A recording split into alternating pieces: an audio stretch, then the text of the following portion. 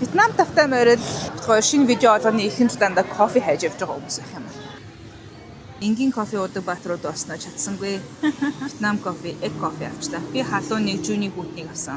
Яг эг кофений хамгийн алдартай газар нь кофе жан л да. Гэтэ өмнө уус очижсэн болохоор одоо сая бол зүгээр гэртэйгээ ойрхон л дуудалтайгаа ойрхон л газар орчигээд. Романтик сууц руу очиж суудсан байгааг нь хараа.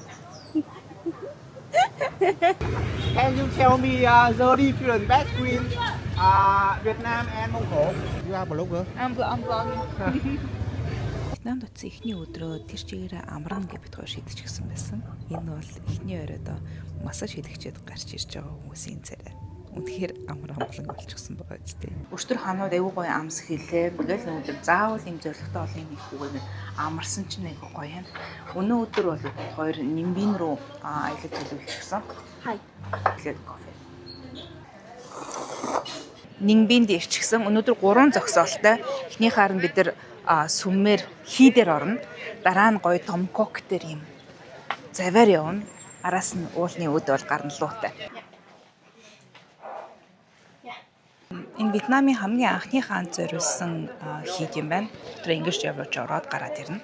Дотор хийцлэнийхөө Монгол буддист хийдүүтэй төстэй.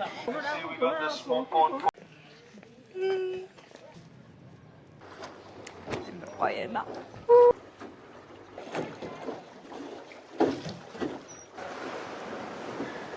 Хөлөөжигээ ингээ налаас утсан ч ахмаагүй амар шүү дээ. Энд нэг юмд тэглэлээд шортой жоохон цоолчуу орчуу мэдгүй нэг юм бэл юм болсон. Ямар нэг юм болсон. Ямар нэг юм болсон. Яна. Олон ям голоороо устай байсан бол ингэж санагдчихсан баха. Яг тийм те. Гоё юм байгалыг харахаар хүн энд юугаа хийж байгаа юм бэ гэж боддог. Тийм те. Энэ байх хэрэг байна уу бид нар? Би сая ямар харуулцын төлөө дэшээ 500 алхсан гэж. Харалта. Йоо энэ хүндийгээ. Вау. Одоо энэ нүгээр яаж босож орох юм байгаа? Замарсан аюулгүй бууж ирсэн. Шинэ. Бид хоёрыг өмнө ирж байхад энэ католик сүм нүүрдэл хэсэг нь засвартай байсан. Одоо ашиглалтанд орчих. Ямар гоё болсон юм бэ? Манайхан та нар Вьетнамд хэтэрхий олуулаа ирээд хараа. Хуушур хийдэг болгоцсон байж тээ. Бомбо намбо. Ачаага багилчихсан. Дараагийн стоп руу явахд бэлэн. Бид хоёрыг 25 минут яг ачаага бэлтгэхэд зарцуулт юм байна.